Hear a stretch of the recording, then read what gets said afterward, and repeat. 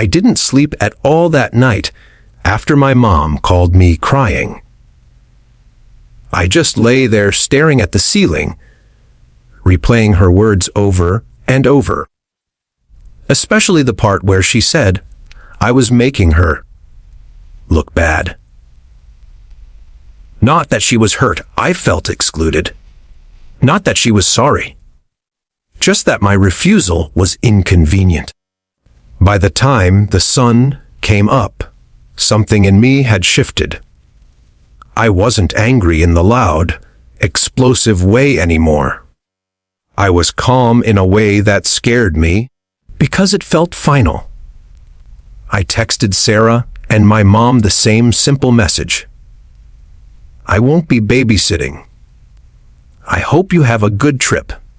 No explanation, no apology. Just the truth. All hell broke loose immediately. Sarah sent me paragraph after paragraph about how disappointed she was in me, how stressed she already was, how I was punishing her kids. My mom followed with messages saying, she raised me better than this, that I was breaking her heart, that she never expected such cruelty from me.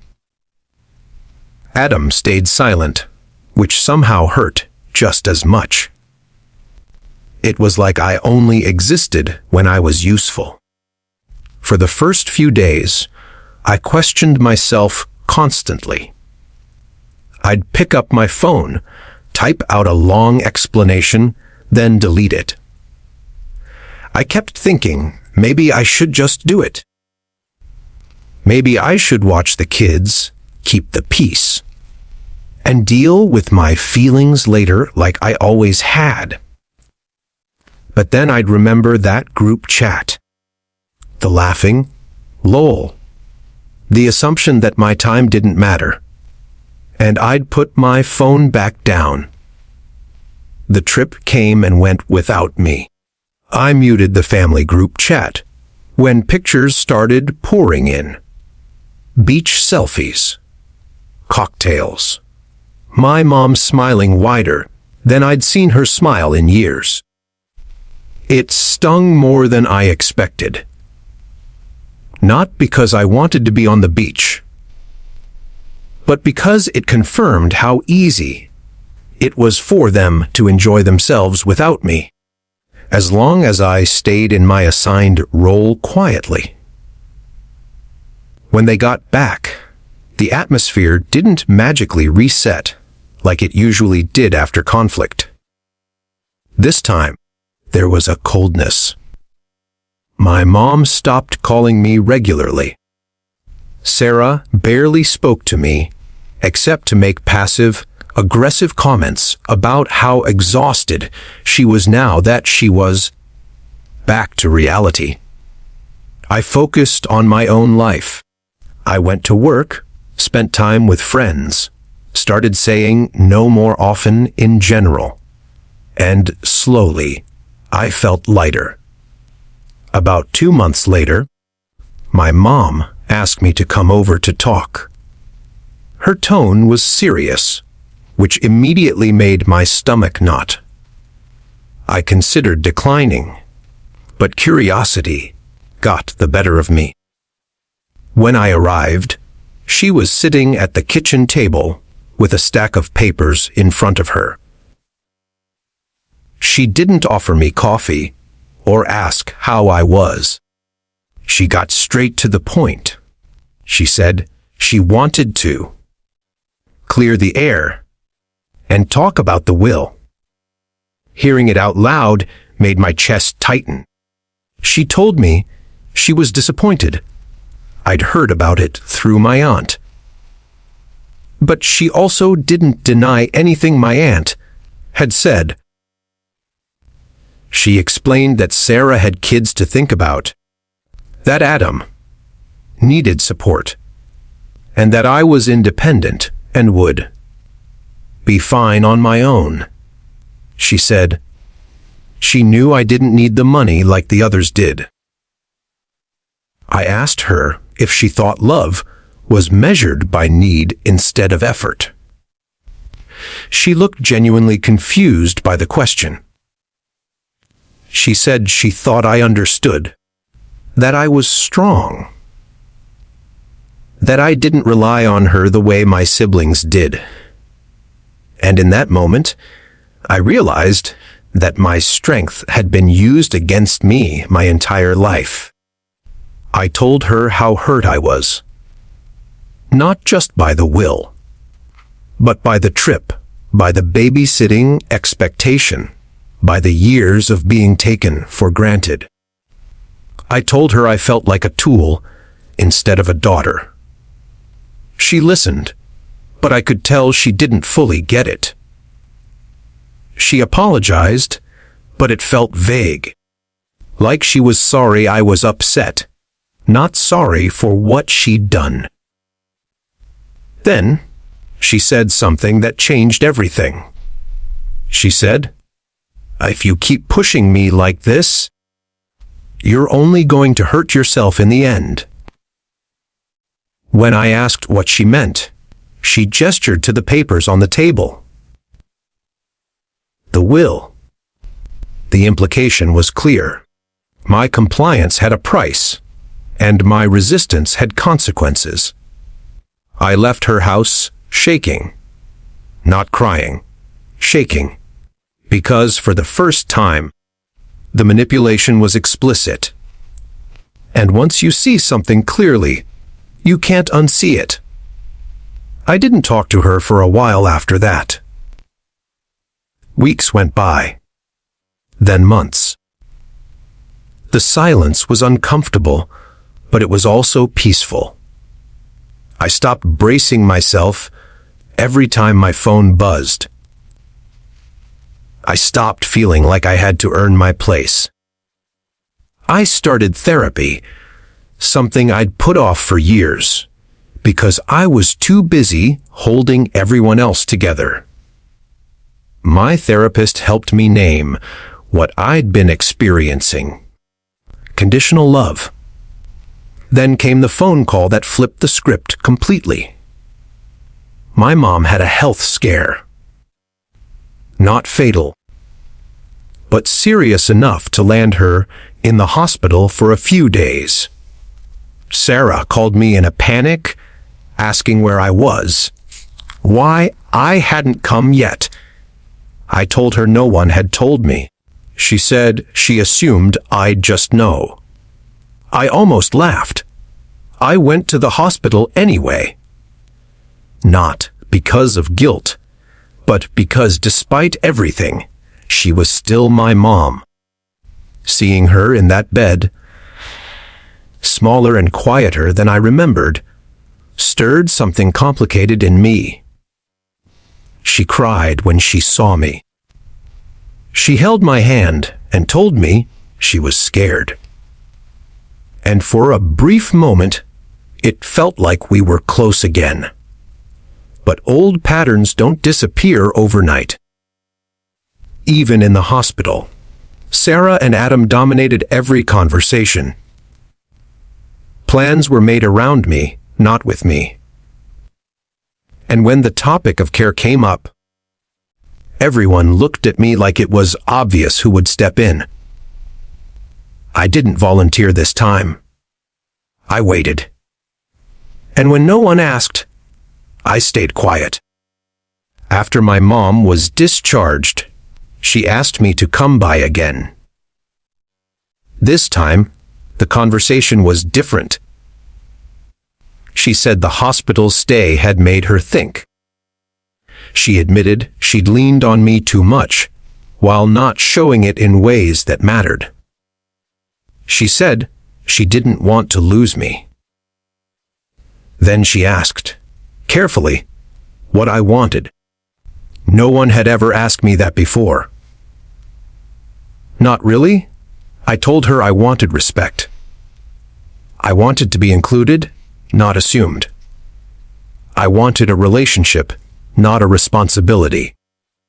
She nodded, and for the first time, I felt like she was actually hearing me. A few weeks later, she called me and told me she'd revised the will again. She didn't give details, and I didn't ask. It wasn't about that anymore. It was about the fact that she realized something had gone wrong. Whether it would stick long term, I didn't know. But it was a start. Sarah didn't take the shift well. She accused me of manipulating Mom, of turning things into a competition. Adam stayed neutral, which was his usual way of avoiding accountability. For once, I didn't try to smooth things over. I told Sarah I wasn't competing. I was opting out of being used. If that made her uncomfortable, that was hers to deal with. The dynamic in my family changed after that. Not perfectly. Not magically. But noticeably. I stopped being the default babysitter. I stopped being the automatic backup plan. And when I did help, it was because I chose to, not because it was expected. Looking back now, I see how close I came to disappearing into that role forever. How easily I could have kept saying yes and shrinking myself to fit everyone else's needs. Finding out about the trip and the will hurt deeply. But it also forced me to confront a truth I'd been avoiding. Love that requires silence and sacrifice isn't love, it's control. So here's where I land on all of this. I don't think I was wrong for saying no. I don't think boundaries make you selfish. And I don't think family gets a free pass to treat you poorly just because you share blood. If you were on my side in this story, hit like. If you want more real, messy, complicated stories like this, subscribe. And seriously, I want to know what you think. Would you have done the same thing I did, or would you have handled it differently? Share your thoughts in the comments, because I read them all. Thanks for listening, and I'll see you in the next story.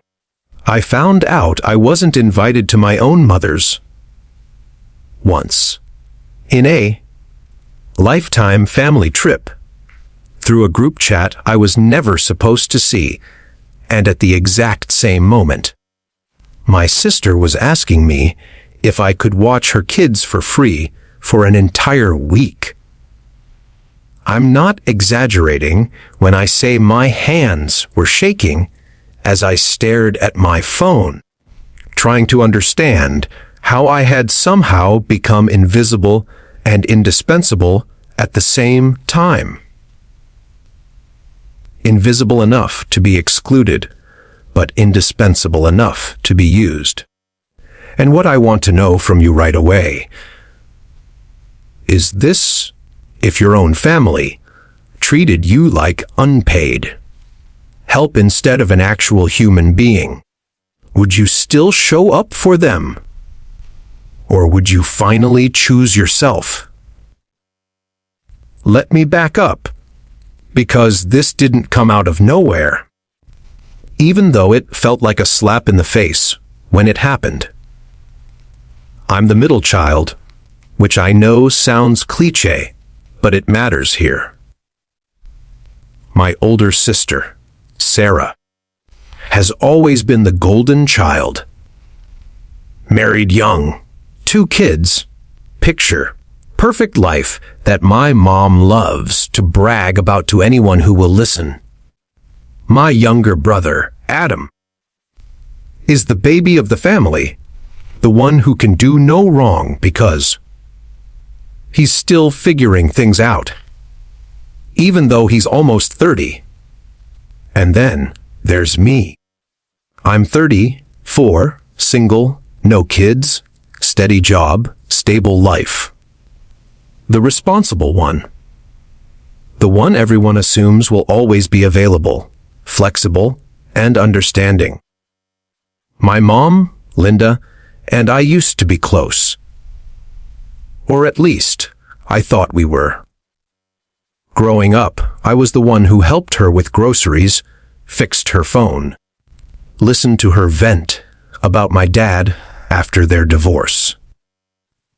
I became her emotional support, without ever consciously choosing that role. So, when she started talking about wanting to do a big family trip for her 60th birthday, I was genuinely excited. She talked about it for months. A beach destination, somewhere warm, somewhere she'd always dreamed of going. Every time she brought it up, it was, we should all go together. And it would mean so much to me to have my kids there.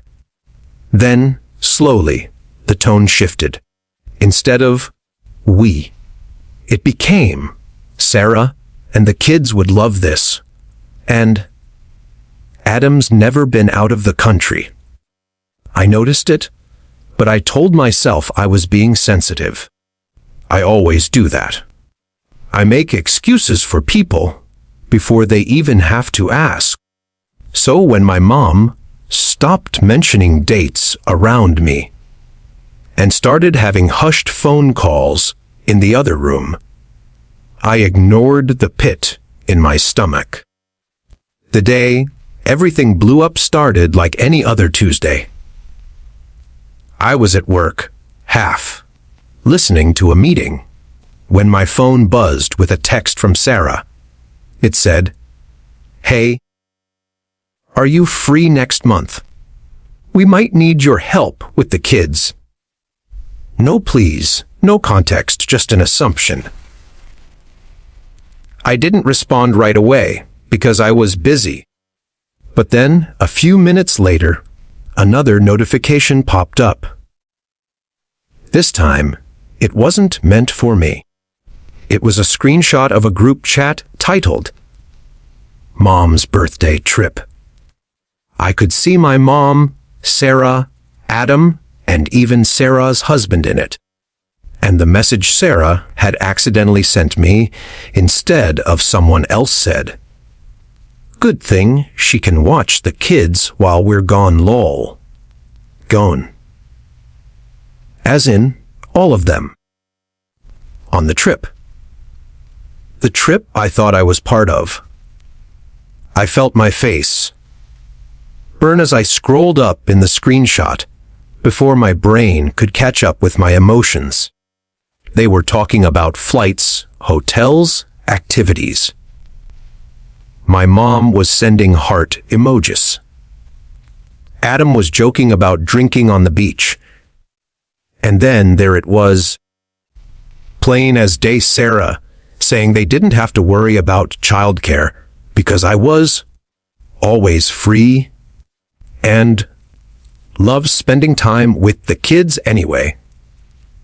I just sat there, staring at my phone, feeling like the floor had dropped out from under me. I hadn't been invited, not forgotten, not accidentally left out, actively excluded. And yet, my role in their plans was very clear. I was the babysitter. I replied to Sarah before I could talk myself out of it. I said, "I didn't realize you were all going on a trip. I thought this was a family thing." There was a long pause. Long enough for my heart to pound in my ears and for me to regret even saying anything.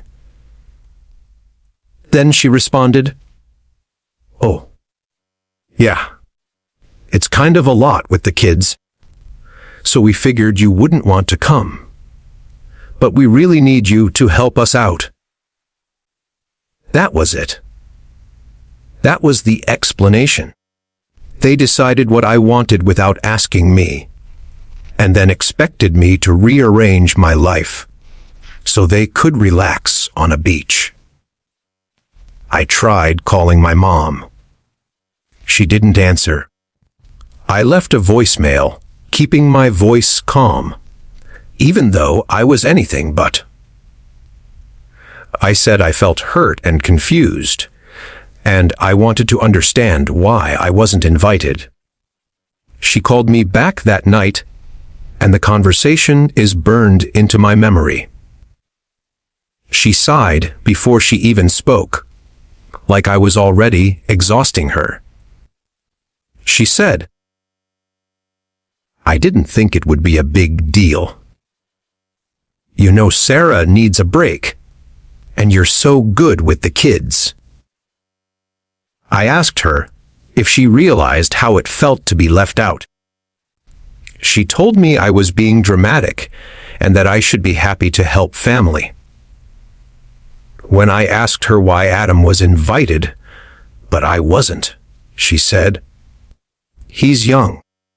He needs experiences." That was the moment something inside me cracked.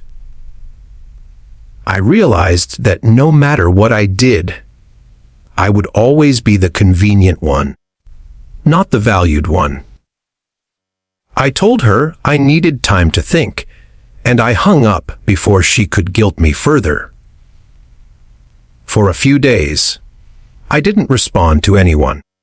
Sarah kept texting, asking if I could come over to practice with the kids before the trip. Adam sent a meme like nothing was wrong. My mom sent a message saying she hoped I wasn't. Still upset. Each message felt like another reminder that my feelings were an inconvenience to them. While all of this was happening, there was another layer I hadn't even mentioned yet. My mom's health hasn't been great the past few years.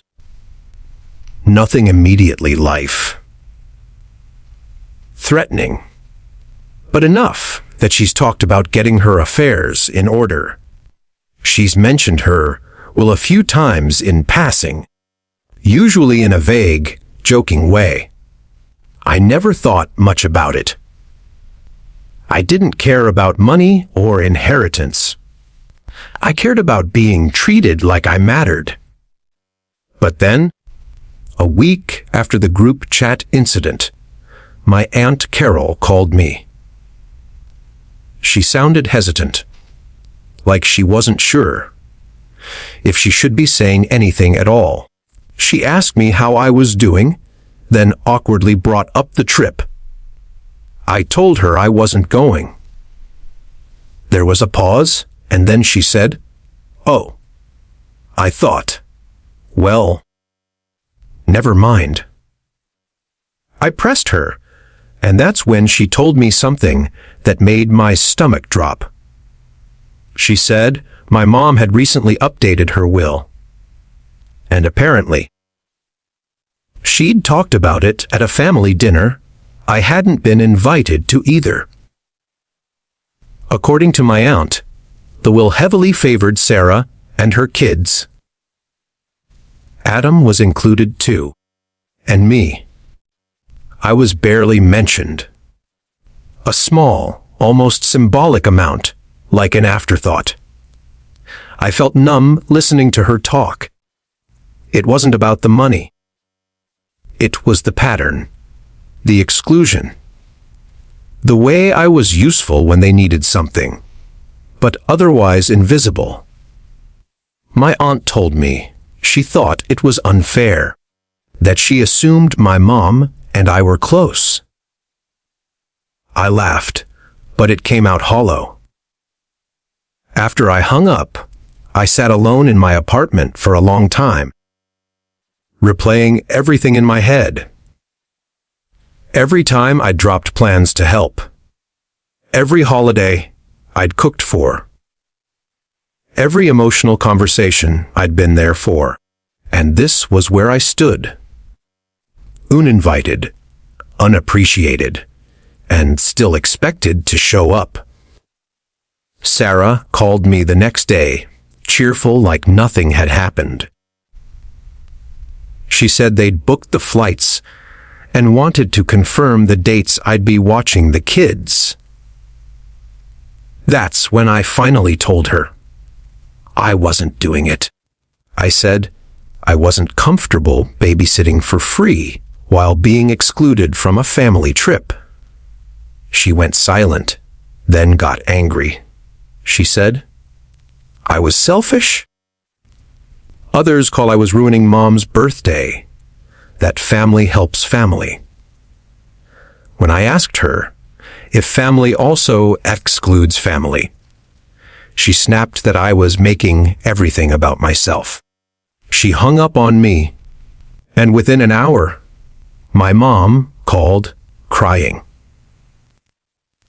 She said she couldn't believe I'd do this to her, that she'd already told everyone I would help, that now she'd look bad.